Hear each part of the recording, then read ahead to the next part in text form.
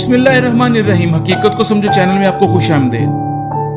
आज यूएनओ में Donald Trump की तकरीर एक तरफ तो बहुत ही ज्यादा हैरान कौन थी और एट द सेम टाइम इंतहाई खतरनाक भी। पहले तो उसने कहा जी कि आज मैं सब कुछ बोलूंगा जो मेरे दिल में है। पहले उसने वही जो वो हर दफा कहता है कि जी वही यूरोप तबाह होने जा रहा है और लंदन तबाह हो रहा है, लोग छोड़ के जा रहे हैं, इस तरह की वही रूटीन की बातें। मगर जो बात उसने बहुत ही खतरनाक कर दी है वो जाहिर सी बात है उसने रशिया को की है, चाइना को और भारत को भी। कहते हैं जी कि हमारे जो न्यूक्लियर वेपन्स हैं अगर हमने यानी कि अमेरिका ने अगर वो इस्तेमाल कर लिए तो जमीन पे कुछ भी बाकी नहीं बचेगा। आप अंदाजा करें ऐसे प्लेटफॉर्म पर कि जिसको खुद अमेरिका ने बनाया ही दुनिया में अमन को कायम करने के लिए था, वहां पर खड़ा होकर आज उसका सदर क्या बातें कर रहा है।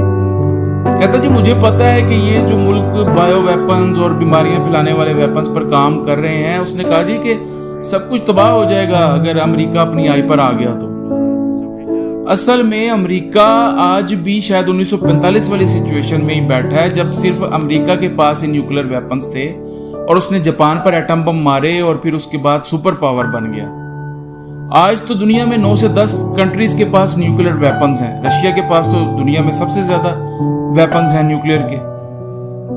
असल में एक तरफ तो रशिया चाइना का इत्तेहाद जिसमें भारत भी शामिल है और उसने तो खुले लफ्जों में नाम लेकर आज ये कहा है कि जी चाइना और भारत हैं कि जिनकी फंडिंग से रशिया यूक्रेन की जंग अब तक लड़ रहा है। फिर उसने यूरोपीय ममालिक को भी पॉइंट आउट किया कि तुम लोग भी इसमें शामिल हो, तुम लोग भी भारत के थ्रू जो है वो रशिया ऑयल खरीदते रहे हो। दूसरी तरफ उसने फलस्तीनी रियासत को तस्लीम करने वाले ममालिक को भी कहा जी कि कोई फलस्तीनी रियासत अमेरिका को काबिल कबूल नहीं।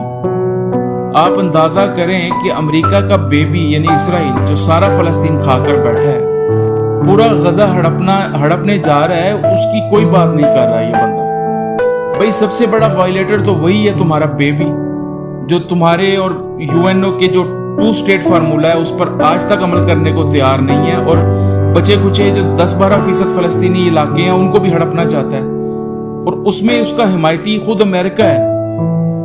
असल में गजा की सरजमीन पे तो खुद ट्रंप भी हिस्सेदार है जहां प्रॉपर्टी और टूरिज्म के बड़े बड़े प्रोजेक्ट्स की प्लानिंग ऑलरेडी इन्होंने की हुई है इसराइल ने और अमेरिका ने, और कि किसी तरह इसको हम मिल बांट कर खाएंगे और इसके बाद गजा की सरजमीन में ट्रिलियंस ऑफ डॉलर्स के जो मिनरल्स हैं उनकी भी बंदरबांट इन्होंने करनी है इसी तरह।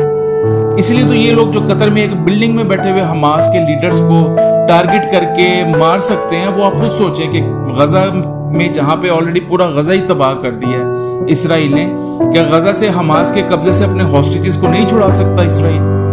ये नहीं छुड़ाएंगे, ये इसलिए जानबूझकर नहीं छुड़ाएंगे क्योंकि यही तो जवाब है पूरा गजा को हड़पने का।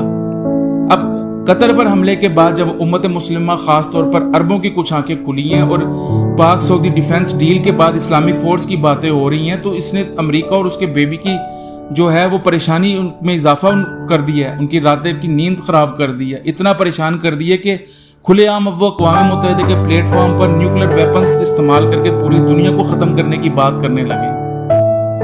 अब बंदा इनसे ये पूछे कि दुनिया खत्म होगी तो तुम लोग बचोगे? रशिया ने तो अपने सारे न्यूक्लियर मिसाइल्स पहले ही तुम्हारे ऊपर टारगेट किए हुए हैं। तुम जरा सी गलती तुमसे हुई नहीं और तुम्हारे चलाने से पहले ही न्यूक्लियर वेपन्स तुम्हारे ऊपर चल जाने हैं।